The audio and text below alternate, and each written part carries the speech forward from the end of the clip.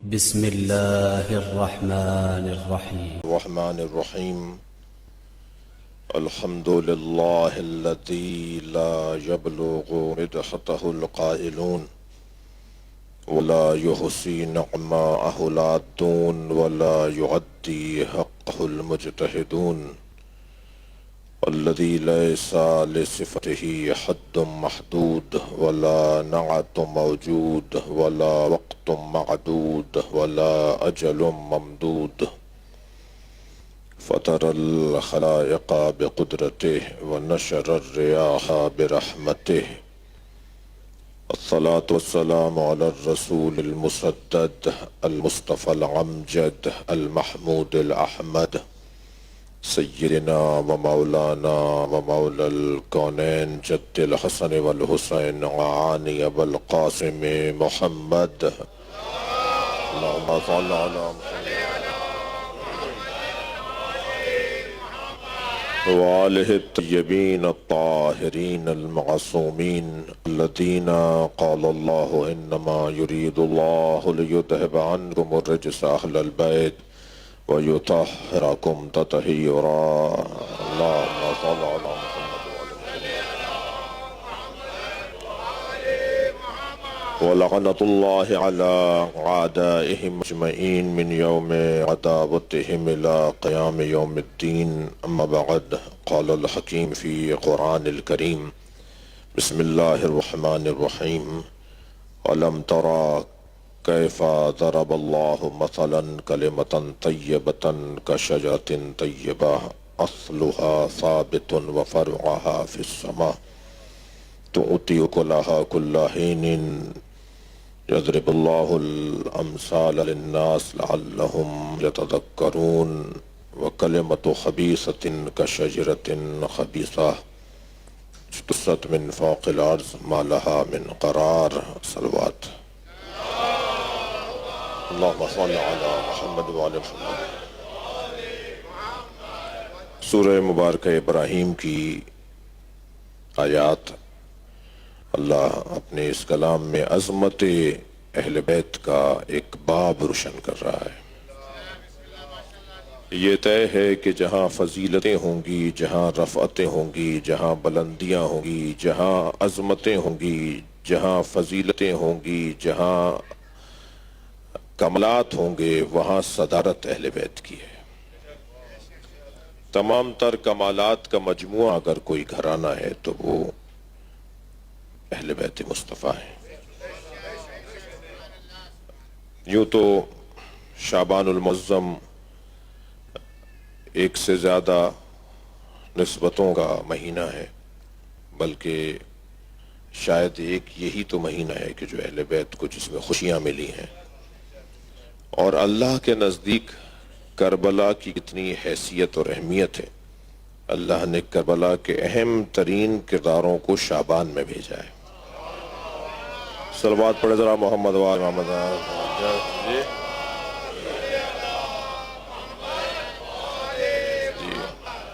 لہٰذا پہلی تاریخ سے لے کر اور اختتام شعبان، اور اگر یوں کہہ دوں کہ اگر منبری زبان میں بات کروں تو یوں کہوں کہ جب چاند رات کا چاند ہو تو اسے دیکھنے کے لیے دقت ہوتی ہے نا، تو وہ چاند رات کے چاند کو زینب کہا جاتا ہے۔ تو جائے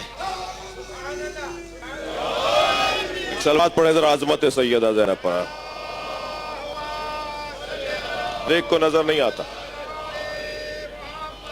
اور جب چاند طلوع ہو جاتا ہے اور چاند جب اپنے کمال کو جاتا ہے تو چاند کمال پر جاتے ہوئے جب مکمل نظر آنے لگے، جب سب کو نظر آنے لگے تو حسین کہتے ہیں۔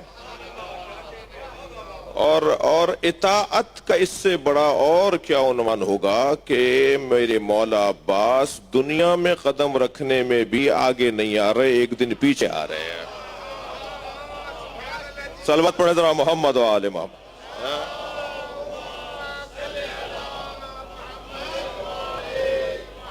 اور جب چاند اپنے تمام کی طرف پہنچتا ہے، جب ماہ تمام بنتا ہے تو اسی کو تو مہدی کہا جاتا ہے۔ چاند مکمل اللہم صلی علی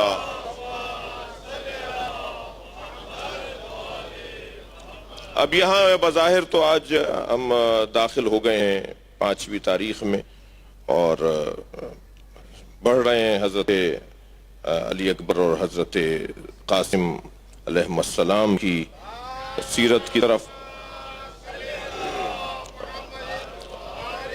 اور پھر ہمارا کمال ہوگا کہ جب تمام معصومین کے حسن و جمال کا ایک جگہ جلوہ نظر آئے گا تو پھر ہم 14ویں چاند کو دیکھیں گے، جب ماہ تمام کو دیکھیں گے، جب چاند مکمل ہو جائے گا تو پھر اسے دیکھیں گے، تمام ائمہ کی جان اور روح اور تمام ائمہ کی توانائی و طاقت ہم 14ویں تاریخ کو دیکھیں گے۔ مگر میرا آج دل کر رہا تھا کہ کیونکہ میں کچھ تاخیر ہو گئی ہمیں، یعنی اس معنی میں کہ جیسے آنا تھا ویسے تو ہم اپنے وقت پہ ہی آئے جو طے تھا، لیکن ایک نسبت، اتنی بڑی نسبت ہے اس خمسہ میلاد کے اندر کہ اس نسبت کا ذکر نہ ہو تو بات ایسے ہی ہے کہ جیسے روح کسی بدن میں نہ ہو، اور وہ ذکر ہے جناب زینب کبریٰ کا ذکر ہے۔ تو آج کی اس محفل میں میں کچھ دیر بی بی کی خدمت میں رہنا چاہتا ہوں اور آپ کو بھی چاہوں گا کہ میرے ساتھ ساتھ ہی رہیں۔ آیہ کریمہ 3 آیات ہیں یہ جو میں نے آپ کے سامنے ایک مرتبہ چوتھی مرحلے میں دوبارہ تلاوت کی ہے۔ کل کا بیان مجھے لگتا ہے کہ بہت زیادہ مفصل نہیں ہوگا کیونکہ شعر و جو ہے وہ سخن کی محفل ہے، ترہی مصرع ہے، شوق دیدار اگر ہے تو نظر پیدا کر، ایسا ہی ہے، نظر یا اثر، جی، شوق دیدار اگر ہے تو نظر پیدا کر، تو اس میں کچھ تک بندی ہم نے بھی کی ہے، ہم بھی دیکھیں گے کہ کیا آپ بھی دیکھیں گے کہ کیا تک بندی ہے ہماری، وہ بھی آپ کو کل پیش کیا جائے گا۔ تو آیات کا ترجمہ ایک دفعہ پھر ملاحظہ فرمائیں، اور بلکہ میں اور آپ سب مل کر آیات کی خدمت میں چلتے ہیں۔ آیت میں ارشاد حضرت حق ہو رہا ہے، الم تری کیف ضرب اللہ مثلا، تم نے دیکھا کہ تمہارے اللہ نے کیسی مثال دی ہے، کلمۃ طیبہ، کلمہ طیبہ کی، کشجرۃ طیبہ، کلمہ طیبہ شجرہ طیبہ کی طرح ہے۔ پچھلی مجلسوں میں، پچھلی نشستوں میں بیان ہو چکا کہ کلمہ طیب یعنی لا الہ الا اللہ، شجرہ طیبہ یعنی اہل بیت مصطفیٰ، یعنی جیسا دم لا الہ الا اللہ میں ہے ویسا ہی دم علی ولی اللہ میں ہے۔ سمجھے؟ قرآن کہہ رہا ہے نا، میں تو اگر بات کرتا اپنی طرف سے تو کہتے جی غلو ہو رہا تھا۔ صلوات ذرا محمد و آل محمد پر جی۔ کلمتن طیبتن کشجرۃ طیبہ، کلمہ طیبہ شجرہ طیبہ کی طرح ہے، اور شجرہ طیبہ کی یہ 3 صفتیں ہیں جو خود قرآن نے بیان کی۔ اور مولا علی نے ہمارا ایک بہت بڑا عالم اسلام کا مسئلہ حل کیا۔ مولا علی نے حضرت نے فرمایا کہ خبردار صحابہ کے بارے میں جھگڑا نہ کیا کرو، اہل بیت کے بارے میں الجھن نہ کیا کرو، نام سے کوئی نہ صحابی ہوتا ہے، نام سے کوئی نہ صاحب عظمت ہوتا ہے، کردار بتاتا ہے کہ کون ہے، کردار پکار کے صفات سے پہچانو۔ اسی لیے میں اپنے طالب علمانہ لہجے میں اپنے وطن کے اندر بھی بات کرتا ہوں، یہاں بھی تکرار کر رہا ہوں کہ شیعہ اسے نہیں کہتے کہ جس کے نام کے ساتھ تشیع کا اظہار ہو رہا ہو، یہ تو ظاہر ہے اور بہت آسان کام ہے اور ہلکا کام ہے اور بہت ہی سستا کام ہے، جی مہنگا کام کرنے کی ضرورت ہے نا، بڑا کام کرنے کی ضرورت ہے۔ شیعہ چال سے بتاتا ہے کہ شیعہ جا رہا ہے، شیعہ کی روش بتاتی ہے کہ شیعہ جا رہا ہے، جی ہمارا انداز کار بتائے گا کہ ہم کس کے ماننے والے ہیں۔ جی مجمع میں گم ہو جانے والا شیعہ نہیں ہوتا، بھیڑ میں گم ہو جانے والا شیعہ نہیں ہوتا، اس کا حلیہ بتاتا ہے کہ یہ اہل بیت کا چاہنے والا ہے۔ بھئی میں اور آپ جس دروازے پہ جس علی کے ماننے والے ہیں نا، اس کی زندگی کا انداز کیا ہے؟ جنازہ پکار کے کہتا تھا کہ علی کا مارا ہوا ہے۔ صلوات پڑھیں۔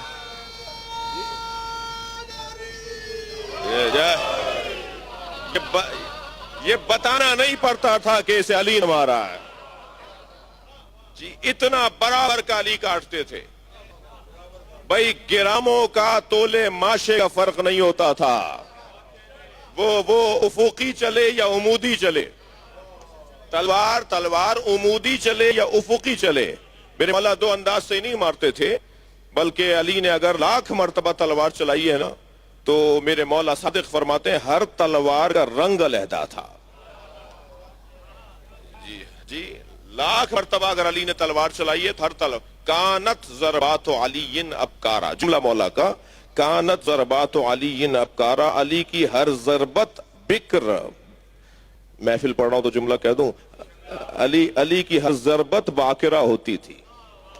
بھائی محفل پڑھ رہا تھا میں تو اس لیے کہہ دیا صلوات پڑھیں محمد و آل محمد.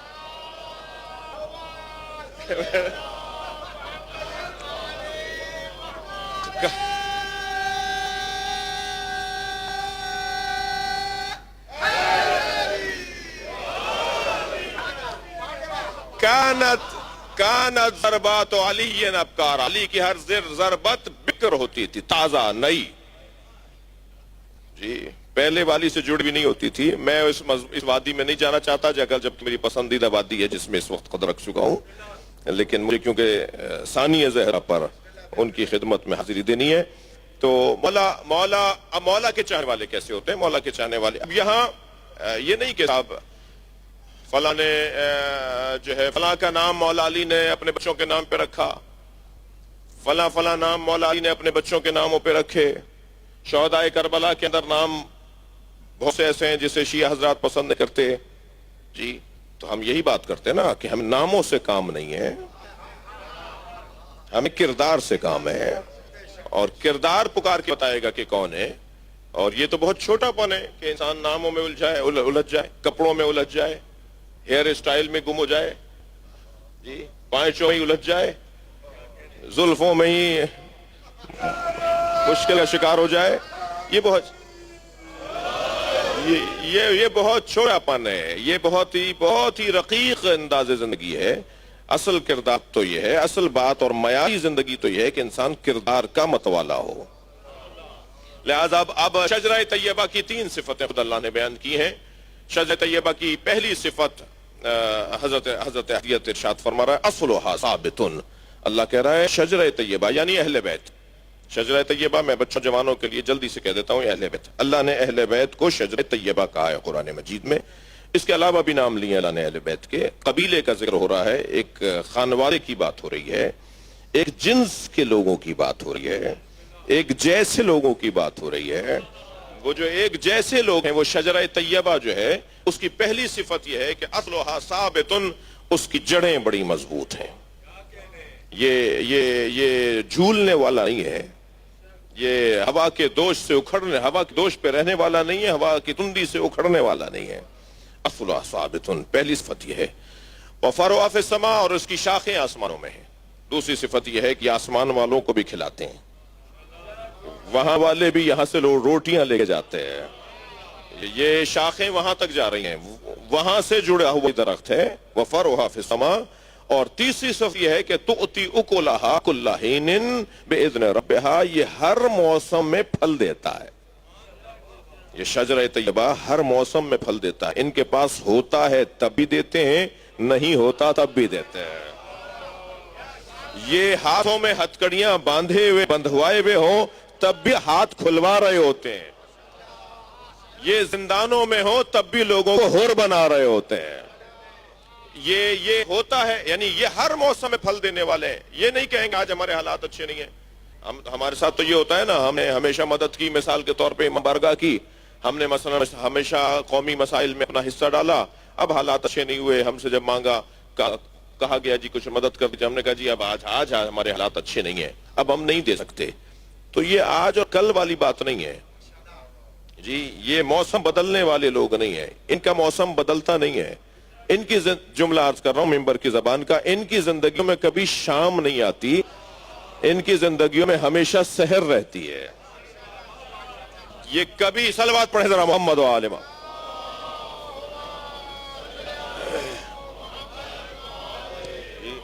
ان کے ہاں یہ ہمیشہ ہر موسم میں پھل دینے والا درخت ہے. اور ایسے ہی اللہ مثالیں دیتا ہے تاکہ لوگوں کو ہدایت نصیب ہو جائے، لعلہم یتذکرون. اور اس کے علاوہ بھی ایک درخت ہے، وہ کلمۃ خبیثۃ، اور کلمہ خبیثہ کا شجرۃ خبیثہ، اور کلمہ خبیثہ شجرہ خبیثہ کی طرح ہے. اور شجرہ خبیثہ کیا ہے؟ اجتثت من فوق الارض، زمین کے اوپر سے اگتا ہے، زمین کے اوپر سے. یہ بھی اوپر سے اگا ہوا ہے نا جی، یہ بھی اوپر سے اگا ہوا ہے نا جی. یہ ایسے ہی تو ہوتا ہے وہ بھی جی، اس کے اندر کوئی خوشبو نہ ہو، جس میں کوئی اثر نہ ہو، جو اوپر سے اگتا ہو. ایک ہوا کا دوش آئے گا، ہوا کا جھونکا آئے گا، ہوا کے دوش پہ ہوتا ہے، ادھر سے ادھر چلا جاتا ہے. اور یہی قرآن کہہ رہا ہے ما لہا من قرار، اس کو کوئی قرار نہیں ہوتا، اس میں کوئی استقامت نہیں ہوتی، اس میں کوئی مضبوطی نہیں ہوتی. یہ شجرہ خبیثہ ہے. بات اس کے حوالے سے زیادہ ہو سکتی ہے، میں دیر ہو چکی ہے اور حضرت کی خدمت میں اور آپ رہیں کچھ دیر. عزیزان گرامی، عقیدہ توحید کے باب میں دقت چاہوں گا آپ سے. عقیدہ توحید کے باب میں ہم دو بحثوں میں عقیدہ توحید کو تقسیم کرتے ہیں. عقیدہ توحید دو عنوانوں میں تقسیم ہوتی ہے. ایک توحید نظری کہلاتی ہے اور ایک توحید عملی کہلاتی ہے. توحید نظری کیا ہے؟ کہ آپ بہترین تقریر کریں کہ اللہ ہے، دلائل قائم کریں کہ اللہ ہے، اللہ کے وجود کے اوپر براہین اور دلائل کو بہترین انداز سے بیان کر دیا جائے، تحریر میں لے آیا جائے. نظری طور پر، فکری طور پر ہم اللہ کو وحدہ لا شریک مانتے ہیں. یہ ہے توحید نظری. لیکن ضروری نہیں ہے کہ جو بہت اچھی تقریر کر رہا ہو مصیبتوں میں بھی ویسے ہی نظر آئے جیسا وہ نظر آ رہا ہے کہ جو اللہ کو مانتا ہے کوئی اور. یعنی اللہ کو ماننے والوں میں دو طرح کے لوگ نظر آئیں. تقریریں دونوں نے اچھی ہیں، ایک میدان چھوڑ کر بھاگ رہا ہے اور ایک میدان میں ڈٹا ہوا ہے. تو وہ جو میدان چھوڑ کر بھاگ رہا ہے توحید نظری وہ بھی رکھتا ہے، اللہ کو وہ بھی مانتا ہے، مگر توحید عملی اس کے یہاں نہیں ہے. لیکن جو میدان میں ڈٹا کھڑا ہے وہ توحید نظری کے ساتھ توحید عملی کا بھی حامل ہے. اور توحید نظری تو بہت اچھی گفتگو ہے، ہندو بھی کر لے گا اللہ کے وجود پر، مگر کہے گا جی میں پروفیسر ہوں اسلامیات کا تو میں اس لیے اللہ کے اوپر بات کر رہا ہوں، اللہ کو مانتا نہیں ہوں. یہ ممکن ہے ہو ایسا. ابھی گجرانوالہ سے 20 سال کے بعد ایک صاحب گئے واپس، لندن گئے، وہاں جا کے جب انہوں نے اپنی رپورٹ پیش کی تو وہ رپورٹ شائع ہو گئی، لیک ہو گئی. جی کون کون سی لیکیں نکلی ہیں؟ تو وہ میں اردو والی لیک نہیں، یہ میں انگلش والی لیک کی بات کر رہا ہوں. تو وہ ان لیگوں میں ایک لیک یہ بھی ہوئی کہ وہ تو یہودی تھا، وہ تو نہ اللہ کو مانتا ہے یعنی جیسے مسلمان مانتے ہیں، اور نہ ہی قرآن اور نہ ہی رسول. اسے تو وہاں پر تنخواہ پہ بھیجا گیا تھا اور 20 سال سے وہ نماز پڑھاتا رہا، 20 سال تک وہاں خطبے دیتا رہا جمعے کے، 20 سال سے وہاں فتوے دیتا رہا. بہرین اس کی عربی تھی، قرآن کا حافظ تھا، احادیث اسے فریاد تھی، شیخ الحدیث بھی تھا، اور وہ وہاں بہت کچھ کرتا رہا. اور جب اس کی ڈیوٹی کا وقت ختم ہو گیا تو واپس چلا گیا، رپورٹ پیش کر دی 20 سال کی کہ میں یہ کر آیا ہوں. تو یہ ابھی مثال ایک آئی ہے سامنے، اور ایسے شاید دنیا میں دسیوں مثالیں مل جائیں کہ بہت سارے لوگ بہت اچھی باتیں کرتے ہیں، ضروری نہیں ہے کہ وہ مسلمان بھی ہوں، بہت اچھی تقریریں کرتے ہیں، ضروری نہیں ہے کہ وہ مسلمان بھی ہوں. تو وہ نظری طور پر تو علم رکھتا ہے، یعنی نظریہ اس کا بیان. تھک تو نہیں رہے میری باتوں سے؟ تو یہ توحید نظری نسبتاً آسان کام ہے. نسبتاً کیا میں کہوں گا کہ 80% توحید عملی کا کردار ہوتا ہے، 20% ہوتا ہے توحید نظری کا کردار. تو توحید نظری ایک توحید کے باب میں معلوم ہوا. میں نے تقریر بڑی اچھی کی کہ صاحب اللہ ہے، اس پر ایک بڑی دلیل ہے برہان نظم. اب میں جو روال کار ہے گفتگو کا جو انداز ہے وہی لے کے چل رہا ہوں. ایک دلیل اللہ کے وجود پہ یہ ہے کہ کائنات میں نظم واقع ہے، کائنات میں نظم ثابت ہے، منظم انداز سے کام ہو رہا ہے. اور کوئی کام منظم اگر ہو رہا ہو تو ماننا پڑے گا اس کا کوئی ناظم ہے. نہیں ہو سکتا کہ کام منظم بھی ہو اور اس کا کوئی ناظم بھی نہ ہو. اسے عقل نہیں مانتی، اسے عقل نہیں مانتی. یہ ترتیب آپ دیکھ رہے ہیں نا اس وقت سجا ہوا. اب میں کچھ بات کرنے جا رہا ہوں اس سجانے والوں کے بارے میں، تو اگر وہ سن لیں تو مہربانی ہوگی ان کی، ورنہ شاید برابر میں ایک اور محفل بھی ہو رہی ہے. ایک صلوات پڑھیں ذرا محمد و آل محمد پر.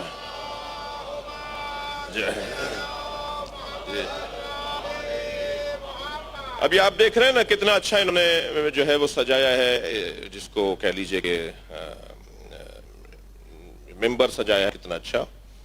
تو یہ تلاش کر کے لائے ہیں. پیچھے جو ہے وہ نام بڑے خوبصورتی سے لکھے ہوئے ہیں، گلدان سجائے گئے ہیں، یہ چیزیں رکھی گئی ہیں، اور کیسے کیسے ان بیویوں نے، یہ خواتین کا کردار ہے، یہ بات مجھے معلوم ہوا کہ یہ جو روزانہ اتنے اہتمام کے ساتھ سجایا جائے، سلیقہ بتا رہا ہے کہ یہ کام عورتوں کا ہے۔ صلوات پڑھے ذرا محمد و آل محمد پہ۔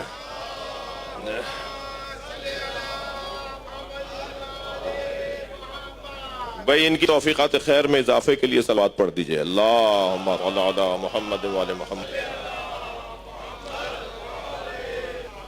اب یہ جو نظم و ضبط بتا رہا ہے کہ اسے کسی نے، یہ گلدستہ ایسے ہی آگے خود بخود اڑ کے آگے نہیں رکھا گیا ہے، یہاں پر یہ جو چادر بچھائی گئی ہے، یہ جو کرسی سجائی گئی ہے، یہ کسی نے کیا ہے کام، اور کام کا نظم بتا رہا ہے کہ کوئی ناظم ہے، ٹھیک ہے۔ اچھا، ان ناظموں میں بھی کوئی بڑا ضرور ہے، اگر سب برابر ہوتے تو پھر تضاد ہوتا، تو جہاں اللہ کے وجود پر برہان نظم کا قائم ہے کائنات میں، یہ دلیل ہے، وہاں اللہ کے وجود پہ برہان تضاد بھی قائم ہے، اور برہان تضاد یہ ہے کہ اگر دو اللہ ہوتے تو ایک کہتا مشرق سے سورج نکلے، ایک کہتا مغرب سے سورج نکلے، یہ سورج کہاں سے نکلتا؟ ایک نظام کے تحت چلنا بتا رہا کہ دو نہیں ہے، حکم دینے والا ایک ہی ہے۔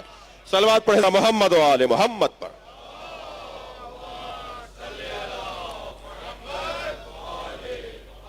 یہ ایک بحث ہے، کبھی خمسہ اور عشرہ پڑھا جائے عقیدہ توحید پر، تو اسی طرح کی گفتگو ہوگی کہ توحید نظری، اب یہ تقریریں ہو رہی ہیں، صاحب تقریر کر رہے ہیں، مقالے لکھ رہے ہیں کہ اس کائنات پہ نظم و ضبط حاکم ہے، اس کائنات میں تضاد بھی نہیں ہو رہا، جھگڑا بھی نہیں ہو رہا، چند سورج ٹکرا بھی نہیں رہے، موسم ٹکرا بھی نہیں رہے، اور بہت ساری چیزیں اگر کبھی ہمیں نظر آ رہی ہیں زلزلے اور سیلاب کی صورت میں، تو اس میں بھی ہمارا ہی قصور ہے، اس میں ہمارا قصور ہے کہ ایک بحث توحید نظری کی۔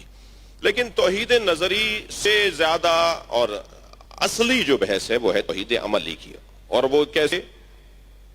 جب اس کائنات کا خالق ایک ہے، وہی ہمارا رب بھی ہے، وہی ہمیں اور ہمارے آباء و اجداد کو پالتا بھی آیا ہے، وہی ہماری نسلوں کو بھی پالے گا، اس کا یہ کرم، اس کا یہ کرم، اور اس کا سب سے بڑا کرم محبت اہل بیت ہے۔ قرآن پکار کے کہہ رہا ہے ثم لا تسألن یومئذ عن النعیم، قیامت میں سب سے بڑی نعمت کے بارے میں سوال کیا جائے گا جو اللہ نے تمہیں دی ہے۔ معصوم سے پوچھا گیا مولا وہ کون سی بڑی نعمت ہے جو اللہ نے ہمیں سب سے بڑی نعمت دی ہے؟ میرے معصوم نے اپنے سینے پہ ہاتھ رکھے فرمایا ہم اہل بیت کی محبت۔ تو یہ اہل بیت کی محبت اس اللہ نے ہمیں دی ہے، اس اہل بیت نے ہمیں اہل بیت سے جوڑا ہے، اس اہل بیت نے ہمیں اہل بیت سے جوڑا ہے، تو اب اس اللہ نے ہمیں اہل بیت سے جوڑا ہے، معاف کیجئے گا، اس اللہ نے ہمیں اہل بیت سے جوڑا ہے، تو یہ تقاضا کرتا ہے کہ ہم اسی کا سجدہ کریں۔ تو یعنی جو ہمارا خالق ہے، ہمارا رب ہے، ہمارا رازق ہے، وہی ہمارا معبود بھی ہونا چاہیے۔ بھئی پیدا کوئی اور کر رہا ہے، سجدہ کسی اور کا ہوگا، کھلا کوئی اور رہا ہے، سجدہ کسی اور کا ہوگا۔ جس نے ہمیں پالا، کھلایا، پیدا کیا، تو توحید عملی بنے گی عبادت۔ اب عبادت کی بات جہاں تک آ جائے گی، میں جلدی آگے بڑھوں، جہاں توحید عملی میں بات عبادت کیا جائے گی، تو وہاں پہلا تصور تو یہ جاتا ہے کہ صبح کی 2 رکعت نماز، ظہر کی 4 رکعت، عصر کی 4 رکعت، مغرب کی 3 اور عشاء کی 4 رکعت نماز، اور حج کر لیا اور زکوٰۃ دے دی اور خمس دے دیا، یہ اللہ کی عبادت۔ تو یہ کام بھی عزیزان گرامی توحید عملی ضرور ہے، مگر یہ توحید عملی نسبتاً آسان توحید عملی ہے۔ اس سے زیادہ مشکل جو توحید عملی ہے وہ توحید ہے کہ جو کربلا والوں نے دکھائی ہے۔ اس سے بڑی جو توحید عملی ہے وہ توحید ہے کہ جو ان ہستیوں نے دکھائی کہ جن کی یاد میں اور آپ یہاں پر جمع ہیں، اور ان ہستیوں میں جس نے توحید عملی کا اعلیٰ ترین جلوہ دکھایا ہے اسے زینب کبریٰ کہا جاتا ہے۔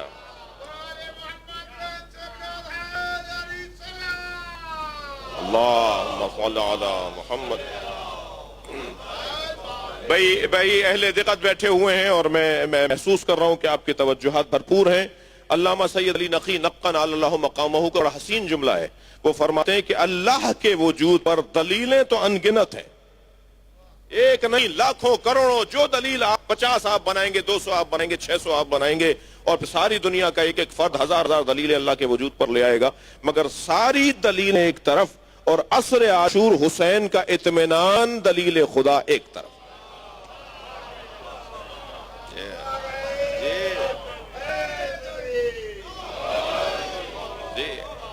اب وہ حسین ابن علی جو وجود الہی پہ دلیل ہے، وہ میرے مولا جو وجود الہی پر دلیل ہے، اس حسین ابن علی نے اگر کسی کو راز سونپے ہو تو اسے زینب کہا جاتا ہے۔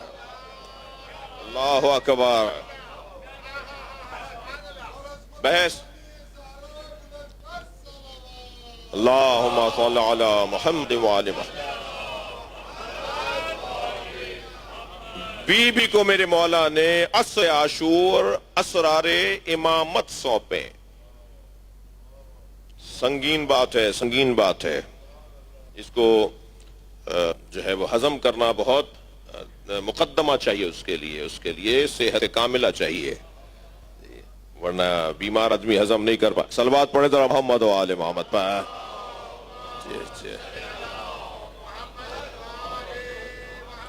میری بی بی شریکۃ الحسین، بی بی کے چند القاب پر غور کرنا چاہوں گا، ایک صلوات ہدیہ کریں گے بی بی کی ذات پہ۔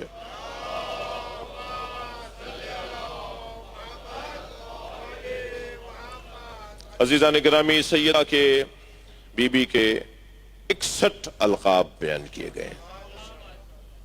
میں نے حضرت ابوالفضل عباس علیہ السلام کی جو خدمت میں حاضری دی تھی آپ کے ساتھ مل کر ابھی 2 دن پہلے، تو اس میں نے عرض کیا تھا کہ 12 قلمدان حضرت عباس کے پاس تھے۔ یہ سیدہ زینب کی عظمت بتا رہی ہے کہ ان کے 61 القاب ہیں، مگر یقیناً ان 61 القاب کے اوپر جنہیں غور کرنا ہے، میں ان کے لیے اشارہ عرض کر رہا ہوں کہ وہ زیارت نامہ جا کے پڑھیں۔ بی بی زینب کا جب زیارت نامہ جا کے پڑھیں گے آپ، جو شام میں سیدہ زینب کا زیارت نامہ بی بی کے روزے پہ رکھا ہوتا ہے، وہ آپ کے یہاں مفاتیح الجنان میں بھی ہے اور آپ کو نیٹ سے بھی مل جائے گا، تو بہت ہی آسان ہو گئی ہیں باتیں۔ تو ان میں جو بی بی کے القاب لکھے گئے ان پہ غور کریں تو یہ تعداد بنتی نظر آتی ہے، مگر یہاں میں چند القاب کی طرف آپ کی توجہات کو مبذول کرنا چاہوں گا۔ بی بی کے القاب میں ایک حسین ترین لقب ہے نائبۃ الزہرا۔ تھوڑا سا گردن ہلاتے رہیں گے تو آپ کو بھی میری ہمراہی نصیب ہو جائے گی۔ جی، نائبۃ الزہرا، سیدہ زہرا کی نائبہ۔ نائب وہ نہیں ہو سکتا کہ جس میں منوب کی صفتیں نہ ہو۔ توجہ کر رہے ہیں؟ تھوڑی تھوڑی سی تشریح، ایک صلوات پڑھے محمد و آل محمد۔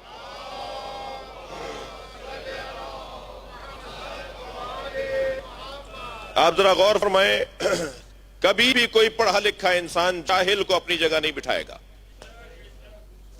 کبھی بھی کوئی حکیم انسان کسی مریض کو اپنی جگہ نہیں بٹھائے گا، کبھی بھی کوئی منصف اور انصاف فراہم کرنے والا کسی مجرم کو اپنی جگہ نہیں بٹھائے گا۔ یہ قاعدہ قانون ہے کہ جو جس کو اپنی جگہ پر بٹھا رہا ہے، جو جس کی جگہ پر آ کے بیٹھ رہا ہے، اسے یا اس جیسا مانے یا اوروں سے افضل مانے، یا اس جیسا مانے یا اوروں سے افضل مانے۔ ایک جلوہ دکھا رہا ہوں میں آپ کو، جب سیدہ زہرا آتی تھی تو نبی کھڑے ہو جاتے تھے، ہاتھوں کا بوسہ دیتے تھے، اپنی جگہ بٹھاتے تھے، اور پھر اپنی جگہ بٹھانا کا مطلب یہ ہے کہ یا ان جیسی ہیں سیدہ زہرا، یا نبی جیسی ہیں، یا نبی کے بعد ان جیسا کوئی نہیں ہے۔ صلوات پڑھے محمد و آل محمد پر۔ جی، اور اس سے بڑی مثال ہے، انی جاعل فی الارض خلیفہ، میں زمین پر خلیفہ بنا رہا ہوں۔ کسے؟ حضرت آدم کو۔ کون بنا رہا ہے؟ اللہ۔ تو جو اللہ اپنا خلیفہ حضرت آدم کو بنا رہا ہے تو وہ صفات الہی کا جلوہ گر بن کر آئے گا، نہ وہ پیدائشی پڑھا لکھ جاہل ہوگا، نہ پیدائشی کنجوس ہوگا، نہ پیدائشی، توجہ ہے بات کی، وہ صفات جو اچھا اللہ کا خلیفہ کیا مطلب ہے؟ اللہ کی جگہ بیٹھنے کے لیے نہیں آئے، اللہ کی تو کوئی جگہ ہی نہیں ہے۔ میں گیا جناب مفتی اسحاق صاحب کے پاس، میرا بڑا پیار تھا ان سے، میرے بزرگ تھے، ہمارے دیوبندی عالم دین تھے، تو فیصل آباد میں ان کی خدمت میں کئی دفعہ جانا رہا، ٹیلی فونک رابطہ تھا، جیسے ابھی جناب مولانا طارق جمیل صاحب سے میں تو ان کا شکریہ ادا کرنے گیا تھا کہ انہوں نے گلدستہ اہل بیت نامی اہل بیت کی عظمت پہ کتاب لکھی ہے۔ تو مولانا کے پاس میں گیا، وہ کہنے لگے کہ آپ لوگ جو علی اور ولی اللہ تک کلمہ پڑھتے ہیں ٹھیک پڑھتے ہیں۔ میں نے کہا مولانا دلیل کیا ہے؟ کہنے لگے علی اللہ کے ولی ہیں۔ میں نے اپنے مجمع سے پوچھا کہ علی اللہ کے ولی نہیں ہیں؟ سارے اہل سنت سے میں نے اقرار لیا، سب نے کہا ہاں علی اللہ کے ولی ہیں۔ تو میں نے انہیں کہا کہ تم مانتے ہو بولتے نہیں ہو۔ جی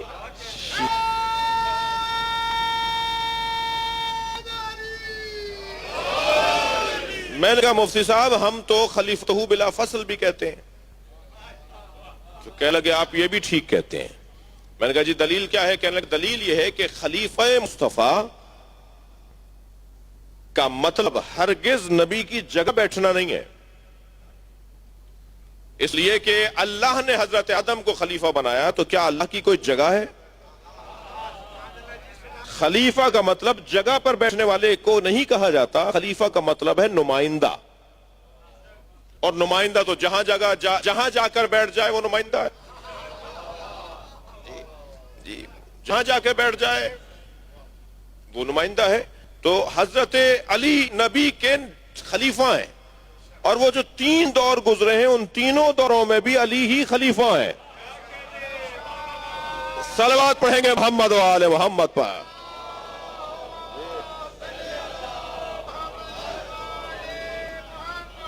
خلیفۃ بلا فصل، علی خلیفہ بلا فصل مصطفیٰ ہیں، لہذا علی نہیں بیٹھے اگر ممبر پر تو کیا مطلب ہے خلیفہ نہیں رہے؟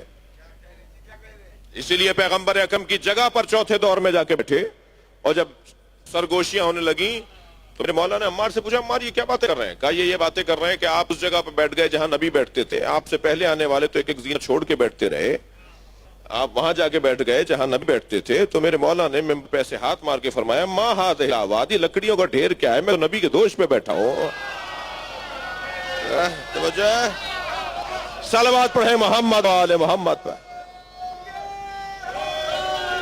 یہ نائبۃ الزہراء۔ اب میں آپ سے اور تھوڑی سی دقت چاہوں گا عزیزو، نبی کی جگہ بیٹھنے والی کو زہرا کہتے ہیں، زہرا کی جگہ بیٹھنے والی کو زینب۔ نائبۃ الزہراء، بی بی زینب کے لقبوں میں ایک لقب نائبۃ الزہراء۔ نائبۃ الزہراء کا تشریحی لقب ہے ثانی زہرا، یہ تشریحی لقب ہے، یعنی ہم کبھی کہیں گے جناب زینب کو نائبۃ الزہراء اور کبھی کہیں گے ثانی زہرا، ثانی دوسری۔ البتہ میں مطالعہ کر رہا تھا تو ایک عارف کا ایک پہلو، ان کی فکر کا ایک پہلو تھا، وہ فرمانے لگے کہ نائبہ میں اور ثانی میں فرق ہے۔ نائبہ اور ثانی کے اندر ایک ظریف سا فرق یہ ہے کہ ثانی اول کے بعد کا مرحلہ ہے اور نائبہ اول ہی کا مرحلہ ہے، یعنی ابھی اول ختم ہی نہیں ہوا، ابھی وہی وجود باقی ہے، اس لیے نائبہ کہلائے گا، ثانی ایک دوسرا مرحلہ۔ بی بی کے القاب میں ایک لقب عدیلۃ الخامس، بی بی کا لقب تھک تو نہیں رہے، عدیلۃ الخامس، 5 ہستیوں کی عدیلہ، جی 5 ہستیوں کی عدیلہ۔ اچھا عدیلہ اور عادلہ میں فرق ہے۔ عادل برابر والے وجود کو کہا جاتا ہے۔ آپ ایک ترازو میں مثال کے طور پہ بادام ڈال دیجئے، ایک ترازو میں 1 کلو کا باٹ رکھ دیجئے، تو یہ جب تک اس 1 کلو کے باٹ کے برابر وہ بادام نہیں ہوں گے آپ کو ڈالنا پڑے گا، اور آپ ڈالتے ڈالتے حتیٰ ممکن ہے کہیں جا کر 1 دانہ ڈالنا پڑے جو اس کے بالکل برابر آ جائے، تو اسے اس کا عادل اور اسے اس کا عادل کہا جاتا ہے، پھر اسے معادلہ بھی کہا جاتا ہے، پھر اسے معدل بھی کہا جاتا ہے۔ اس خاندان کے الفاظ ہیں۔ ادیب حضرات بیٹھے ہیں تو مجھے تو خربوزے کو دیکھ کے خربوزہ رنگ پکڑتا ہے، تو مجھے تھوڑا سا شوق بھی ہو رہا ہے کہ ذرا ان کے سامنے بات کر لوں کہ جو برابر کا وزن ٹھیک ہے، اور بعض اوقات کیا اکثر اوقات آپ نے بادام کے تولنے کے لیے آپ نے باٹ رکھے نا، تو کیا یہ باٹ کی قیمت بھی اتنی ہے جتنی بادام کی ہے؟ جی اس کی بھی وہی حیثیت ہے جو بادام کی ہے، اس کی وہ حیثیت نہیں ہے جو بادام کی ہے۔ یہ تو پرکھنے کے لیے، تولنے کے لیے، سمجھنے کے لیے کہ اس کا وزن کتنا ہے۔ یہ اس کے برابر نہیں ہے، اس کی کوئی حیثیت برابر نہیں ہے، لیکن جسے عدیل کہا جائے گا وہ ہے کہ جن کی حیثیت برابر ہو۔ مثال کے طور پر صلوات پڑھیں ذرا محمد و آل محمد۔ جی بڑی نہایت آپ کی توجہات کا شکر گزار ہوں۔ مثلا اس ترازو میں آپ نے بادام ڈالے اور اس ترازو میں آپ مثلا اخروٹ ڈال دیں، کچھ قریب ذہن کرنے کے لیے اثر رہو، تو کہا جائے گا یہ عدیل ہے دوسرے کے، یعنی جو قیمت اس کی ہے وہی قیمت اس کی ہے، ایسے ہی ہے۔ لیکن اگر اس کو ہٹا دیا جائے تو یہ عدیل نہیں ہے، یہ ترازو ہے، پلڑا ہے، مثال کے طور پر ویٹ ہے، وزن ہے۔ اچھا یہیں ایک جملہ کہہ دوں کہ انسان کو اپنی قدر اور اپنی قیمت کا بھی پتہ ہونا چاہیے۔ اسے اپنے مکان کی قیمت تو پتہ ہے، اسے اپنی گاڑی کی قیمت تو پتہ ہے، اسے اپنی زمین کی قیمت تو پتہ ہے۔ یہ تو بتا دیتا ہے یہ گھڑی میں نے جو پہنی ہوئی ہے وہ 1 لاکھ روپے کی ہے، یہ تو بتا دیتا ہے جو پین میری جیب میں لگا ہوا ہے وہ مثال کے طور پہ چاندی کا اور سونے کا ہے، لیکن کبھی یہ تو بتائے کہ میں کتنے کا ہوں، کبھی اپنی قیمت بھی تو بتائے نا، اسے اپنی قیمت بھی تو پتہ ہونی چاہیے۔ اب ہماری قیمت ہمیں کیسے پتہ چلے گی؟ ہماری قیمت ہمیں اس وقت پتہ چلے گی جب ہم ان سے جڑیں گے جو اپنی قیمت کو جانتے تھے۔ بھائی بے قیمت جملہ بے قیمت لوگوں سے جڑنے والے بے قیمت ہوتے ہیں، قیمتی وجوہوں سے جڑنے والوں کی قیمت ہوتی ہے۔ صلوات پڑھے محمد و آل محمد پر۔ جی جی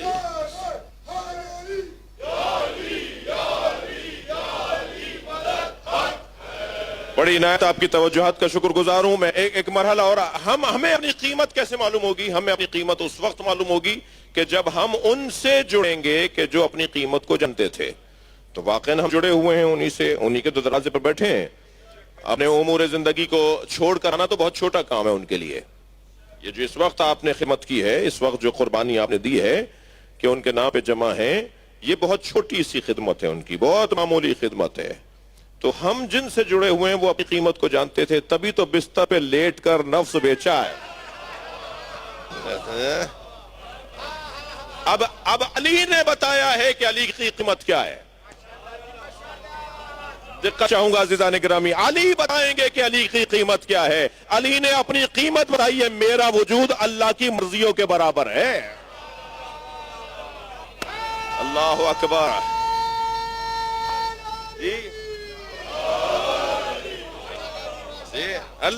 اللہ کی مرضیوں کے برابر علی کا وجود ہے۔ اب میرے مولا نے اپنی قیمت بتائی، مولا ہم آپ کی بارگاہ میں بیٹھے، ہماری قیمت پتہ چلے، ہماری قیمت کیا ہے۔ میرے مولا نے اب ہمارا دام لگانے کے لیے، اچھا ہوتا ہے جب بڑا کاروباری جو ہوتا ہے، جی قرآن کے الفاظ ہیں ورنہ میں نہ بولتا، یہ بیچنے اور خریدنے کے معاملات قرآن نے بیان کیے ہیں۔ اپنے آپ کو بیچنا، اللہ کی مرضیوں کو خریدنا۔ وَمِنَ النَّاسِ مَن يَشْتَرِي نَفْسَهُ ابْتِغَاءَ، کچھ لوگ ہیں جو اپنے آپ کو بیچتے ہیں۔ تو یہ بیچنے اور خریدنے کے الفاظ قرآن میں ہیں۔ تو اب جو اچھا کاروبار کرنے والا ہوتا ہے، جو اچھا بزنس کرنے والا ہوتا ہے، وہی چھوٹے بزنس کرنے والوں کو سکھاتا ہے۔ ایسا ہی ہے نا؟ جناب خدیجہ سیدۃ التجار تھی، تاجروں کی سیدہ تھی۔ بی بی طے کرتی تھی کہ فلاں جنس کی قیمت کیا لگے گی بازار میں۔ جی بازار عکاظ جب لگتا تھا مکے میں تو سارے تاجر جب جمع ہو جاتے تھے، انتظار ہوتا تھا فلاں نہیں پہنچا، ابھی فلاں نہیں پہنچا، اس لیے ابھی مارکیٹ نہیں کھلے گی، ابھی وہ ایکسپو سینٹر نہیں کھلے گا اس وقت کے حساب سے، جی تو ابھی وہ نمائش نہیں شروع ہوگی، نمائش گاہ نہیں لگے گی ابھی۔ تو بی بی کے ہاں پہلے نشست ہوتی تھی، سیدہ کے لیے باریک سے پردے کا پردہ ڈالا جاتا تھا، ایک تار کا پردہ، اور سیدہ کی کرسی اس طرف ہوتی تھی بی بی خدیجہ کی، اور اس طرف سارے بڑے بڑے تاجر، کوئی مصر سے آیا ہوا ہے، کوئی یمن سے آیا ہوا ہے، کوئی جی مدینے سے آیا ہوا ہے، کوئی فارس سے آیا ہوا ہے، کوئی کہیں سے آیا ہوا ہے، کوئی ہند سے آیا ہوا ہے، بڑی بڑی دور دراز کے سفر طے کر کے تاجر اپنا اپنا مال لے کر آتے تھے۔ تو دوسری طرف کرسیاں لگتی تھیں اور پھر طے پاتا تھا کہ کیا کرنا ہے، کیسے بیچنا ہے، کیا چیز بازار کتنے عرصے تک رہے گا، اس کے ریٹ فلاں جنس کے کیا طے پائیں گے، اور پھر وہاں جو بی بی کا آخری فیصلہ ہوتا تھا، اس لیے کہلائی جاتی تھی تاجروں کی سیدہ۔ جی جی اللہم صل علی شکر گزار ہوں آپ کا. میں کچھ منزل پر آپ کو لے کر آ رہا ہوں. اب بیب جیسے بیب طے کرتی تھی نا، ایسے ہی اللہ سے جب کاروبار کرنے والا وجود ہے وہ جناب امیر المومنین کا وجود ہے. یہ گھرانہ سارا اللہ سے کاروبار کرتے ہیں، ان کا کاروبار اللہ سے ہوتا ہے. تو جو اچھا کامیاب تاجر ہوتا ہے وہی پھر چھوٹے تاجروں کو سکھا رہا ہے کہ کیسے تمہیں اپنے ریٹ لگانے ہیں. اب میرے مولا فرماتے ہیں کہ خبردار اپنے آپ کو لا تبی نفسک، اپنے نفس کو نہ بیچنا الا الجنہ، کم سے کم جنت کے عوض.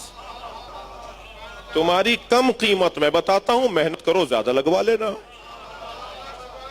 میرے مولا نے ہماری کم سے کم قیمت بتائی ہے. اس سے نیچے آؤ گے تو خسارے میں رہو گے، اس سے کم بچو گے اپنے آپ کو تو خسارے میں رہو گے. زیادہ سے زیادہ تمہاری قسمت، زیادہ سے زیادہ تمہاری محنت، زیادہ سے زیادہ تمہارا شوق. میرے مولا نے فرمایا خبردار اپنے آپ کو نہ بیچنا الا الجنہ، جنت سے کم.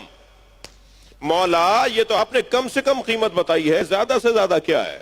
اور جب نہیں آواز آئے زیادہ سے زیادہ وہی ہے جو میری لگی ہے. مجھ سے زیادہ قیمت کس کی لگی ہے؟ مجھ سے زیادہ قیمت، سب سے زیادہ قیمت میری لگی ہے کہ میں نے اللہ کی مرضیوں کو خرید لیا ہے. اب ذرا اس آیت کریمہ کو جو سورہ زمر کی آیت ہے اس پر توجہ کریں. آیت کہتی ہے کہ جب جنت کی طرف جنتیوں کو لے جایا جا رہا ہوگا تو وہ نہیں جائیں گے، انہیں دھکا دے کر لے جایا جائے گا. وَسِيقَ الَّذِينَ اتَّقَوْا رَبَّهُمْ إِلَى الْجَنَّةِ زُمُرًا، ان لوگوں کو جنہیں جنت دے دی گئی ہوگی، جن کے ہاتھ میں نامہ، توجہ چاہوں گا، جن کے ہاتھ میں نامہ عمل آ چکا ہوگا اور ان کا نتیجہ کار آ چکا ہوگا کہ اب انہیں جنت میں بھیجا جائے. سورہ زمر میں آیت یہ کہہ رہی ہے انہیں دھکا دے دے کے لے جایا جائے گا. وہ جنت میں نہیں جا رہے ہوں گے. بھائی دوزخ میں دھکا دے کے لے جایا جائے گا تو سمجھ میں آتا ہے، جنت میں دھکا دے کر لے جایا جائے گا یہ کیسے سمجھ میں آئے گا؟ تو کم سے کم یہ طے ہو گیا کہ جنت ان کی کم قیمت لگی ہے.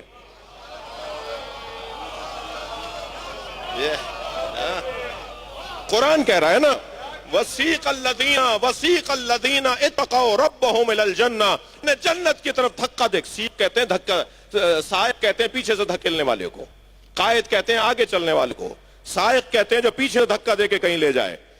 وہ جو دھکا دے کر جنت میں، کیوں؟ اس لیے کہ جنت قیمت تو لگی ہے مگر کم قیمت لگی ہے.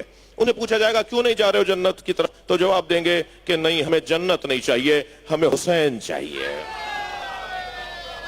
اللہ اکبر. آواز دی جائے گی کہ حسین ہی جنت میں آئیں گے جب سب کو بھیج دیں گے. تو کہیں گے ہم تو رکے رہیں گے، جب حسین جائیں گے جب جائیں گے. آواز آئے گی من ہم، یہ کون ہے بھئی؟ جو محشر میں لوگ کھڑے ہوں گے نا وہ کہیں گے یہ کون لوگ ہیں بھئی، انہیں جنت میں بھیجا جا رہا اور کہہ رہے ہیں ہم نہیں جائیں گے. تو آواز آئے گی ہم حداث الحسین، یہ حسین سے جڑے ہوئے لوگ ہیں.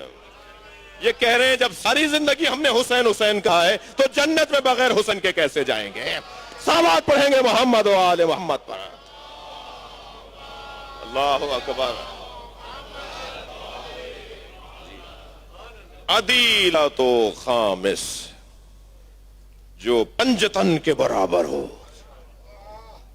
اسے زینب کبریٰ کہا جاتا ہے. جو پنجتن کے برابر ہو. میں ان لوگوں سے مخاطب ہوں جناب زینب کبریٰ کی عصمت کے بارے میں شک اور تردد کا شکار ہے.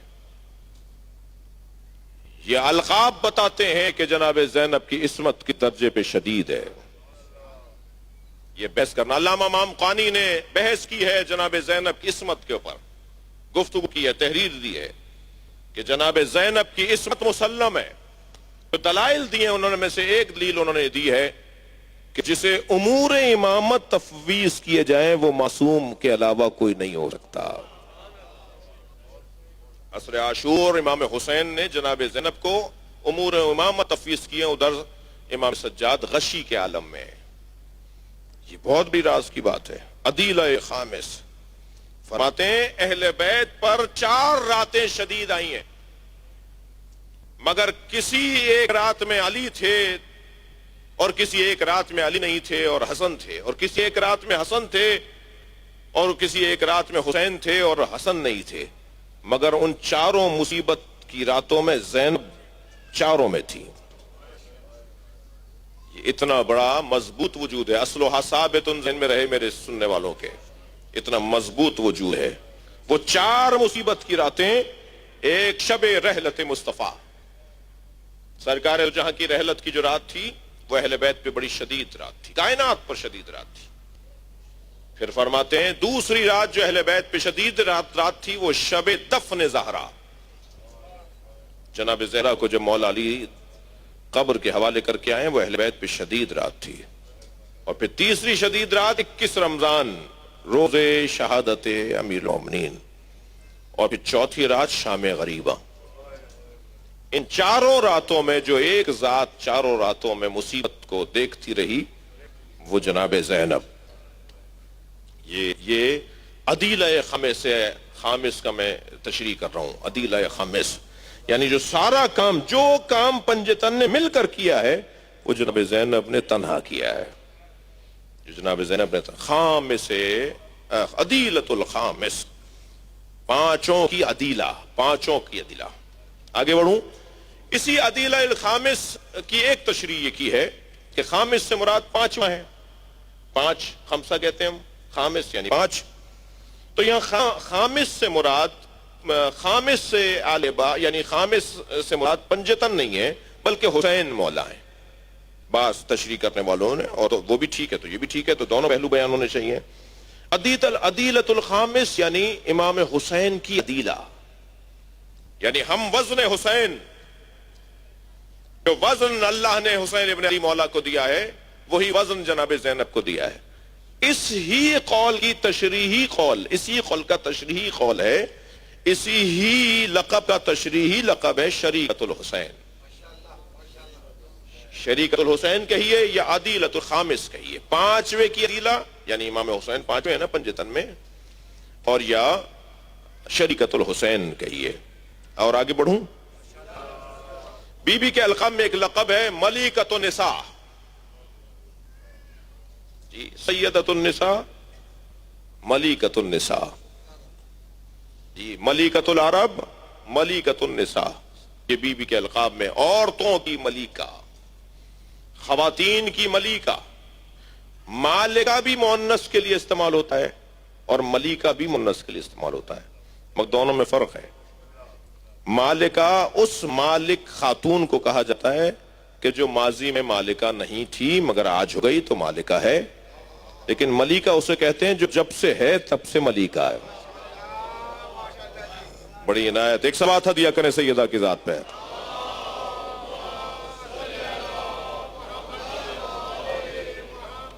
سر و ابیہا، بی بی کا ایک لقب، سر و ابیہا، بابا کی رازدان، جو علی بن ابی طالب، سر و ابیہا، ام و ابیہا، ماں ام و ابیہا، بیٹی سر و ابیہا، مولا علی کے رازوں، مولا علی کا راز، علی کا راز۔ بی بی کے القاب میں ایک جو مشہور ترین لقب ہے وہ ہے عقیلۃ بنی ہاشم۔ پھر ذہن میں آ رہے آپ کے، عاقلہ بھی عورت کو کہا جاتا ہے اور عقیلہ بھی عورت کو کہا جاتا ہے۔ جس کی عقل کبھی زائل ہو جائے کبھی آ جائے وہ عاقلہ کہلائی جا سکتی ہے، مگر جس کی عقل ہمیشہ کمال پر رہے اسے عقیلہ کہا جاتا ہے۔ دقت چاہوں گا عزیزان گرامی، جب مصیبتیں بڑھ جاتی ہیں تو عقل کام نہیں کرتی، جی جب مصیبتیں بڑھ جاتی ہیں۔ یہ جو مسئلہ پوچھا تھا نا جناب زینب نے کہ ہم جل کر مر جائیں یا بغیر پردے کے باہر چلے جائیں، یہ بی بی نے اتنی مصیبتوں میں امام سے مسئلہ پوچھ کے ثابت کیا ہے کہ میں عقیلہ ہوں، جی اللہم صل علی، میں عقیلہ ہوں، میرے ہاں عقل ہمیشہ کمال پر رہتی ہے۔ عقیلہ بنی ہاشم۔ ایک اور لقب بھی ہے جو اسی لقب سے جڑا ہوا ہے اور وہ ہے سیدۃ العقائل۔ عقائل عاقل کی جمع ہے، عقائل یعنی جتنے بھی عقل مند ہیں دنیا میں ان سب کی سیدہ زینب ہے، صاحبان عقل کی سیدہ جناب زینب کا وجود ہے۔ عزیزان گرامی، بی بی کے دو قول تاریخ ساز قول ہیں۔ ایک قول بی بی کا عبید اللہ بن زیاد کے دربار کا ہے، ایک قول میری بیوی کا یزید کے دربار کا ہے۔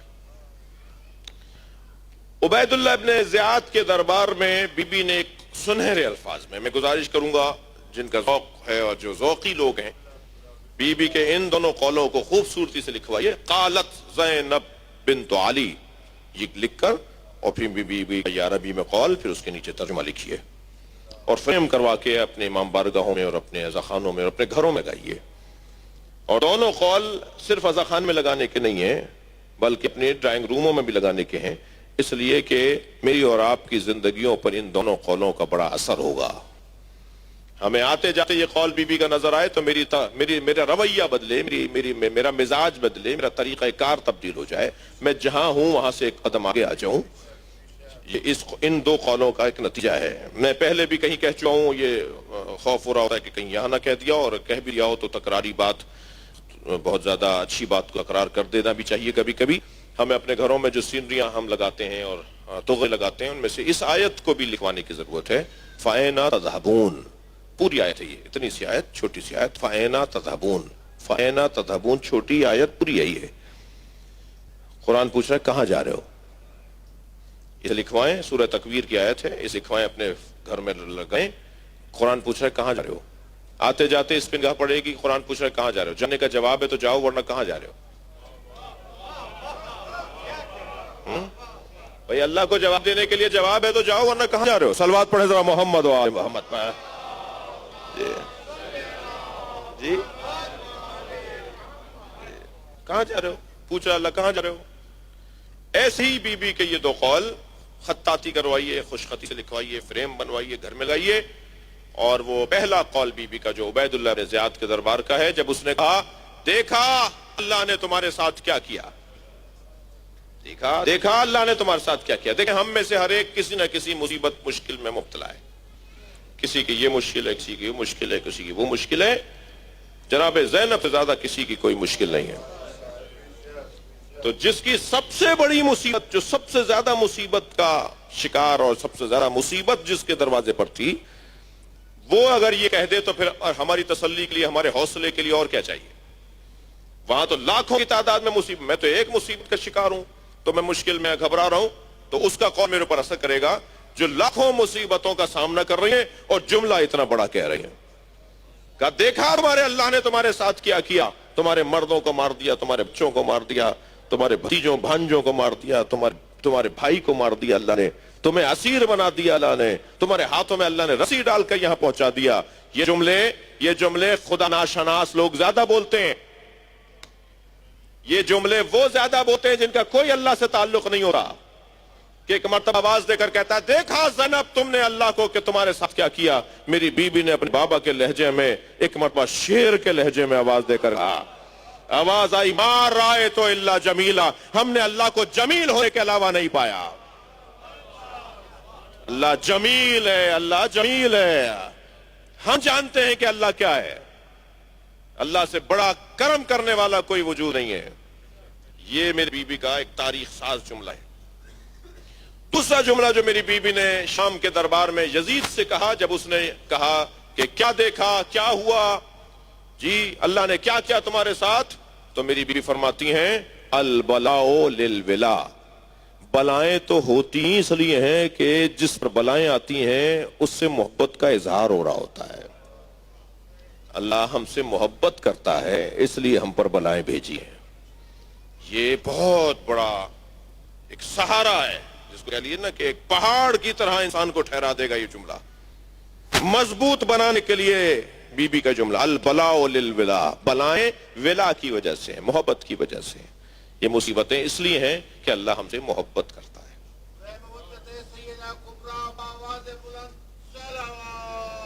اللہم صل علی محمد و آل محمد. میں نے کوشش کی کہ بی بی کی معرفت کے باب میں کچھ کہہ سکوں. بی بی آپ سے بھی راضی ہوں، مجھ سے بھی راضی ہوں، اور چند تک بندی سے وابستہ اشعار بی بی کی خدمت میں پیش کرتا ہوں تاکہ بی بی کے چاہنے والے محظوظ ہو جائیں. ایک صلوات دیا کریں گے محمد و آل محمد.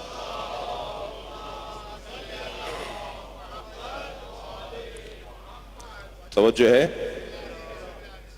کچھ فرما رہے ہیں آپ؟ میرے قلم کا ارادہ ہے زینب کبریٰ، میرے قلم کا ارادہ ہیں زینب کبریٰ، قرآن پاک کا جلوہ ہیں زینب کبریٰ، قرآن پاک کا جلوہ ہیں زینب کبریٰ، مثال مریم و سارہ خدیجہ و حوا، جمال فاطمہ زہرا ہیں زینب کبریٰ۔ صلوات پڑھیں گے سیدہ کی ذات پہ بلا۔ جی ڈاکٹر صاحب، اور سمانا نرجس و فروا حکیمہ و لیلا، اس گھرانے کی ساری بیویوں کو یاد کرنے کی کوشش کی ہے بی بی کے ساتھ۔ پہلے مصرعے میں کہا، پہلے شعر میں کہا کہ مثال مریم و سارہ خدیجہ و حوا، جمال فاطمہ زہرا ہیں زینب کبریٰ، اور سمانا نرجس و فروا حکیمہ و لیلا، حمیدہ بانو سبیکہ زینب کبریٰ۔ صلوات پڑھیں گے محمد و آل محمد پر۔ اللہم صلی علی۔ اور جلال حیدری لے کر سفر تمام کیا، جلال حیدری لے کر سفر تمام کیا، شجاعتوں کا حوالہ ہے زینب کبریٰ۔ جلال حیدری لے کر سفر تمام کیا، شجاعتوں کا حوالہ ہے زینب کبریٰ، اور بڑھا دی آبرو رشتوں کی اس مسافر نے،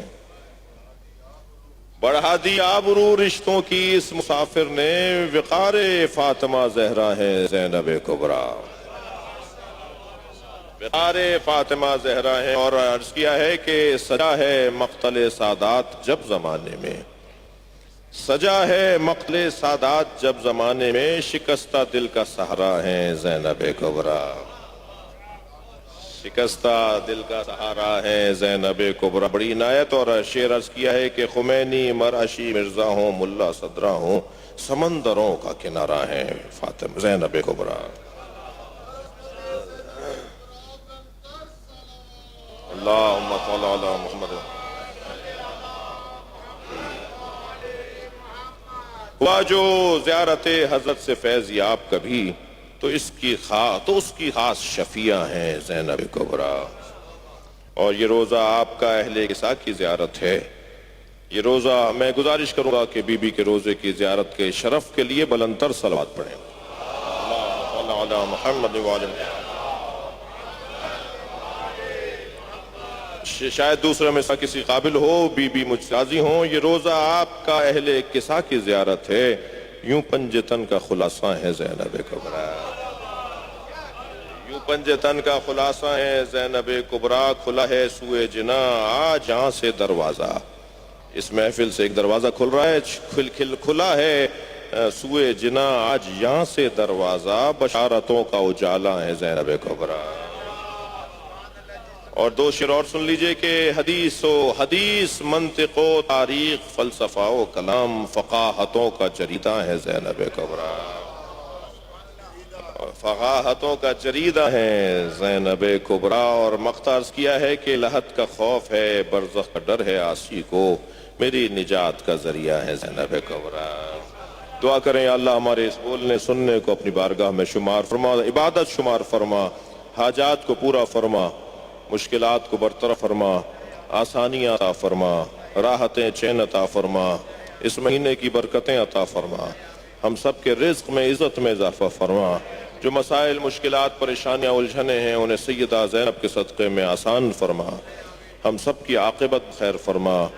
اس ادارے کو محمدی کا جو ادارہ تعمیر ہو رہا ہے اس کو جلد سے جلد مکمل ہمیں کرنے کی توفیق عطا فرما، امام زمانہ کے ظہور میں تعجیل فرما، حاجات کی برابری کے لیے بلند تر صلوات پڑھیں۔ اللہم صلی علی محمد وعلی محمد۔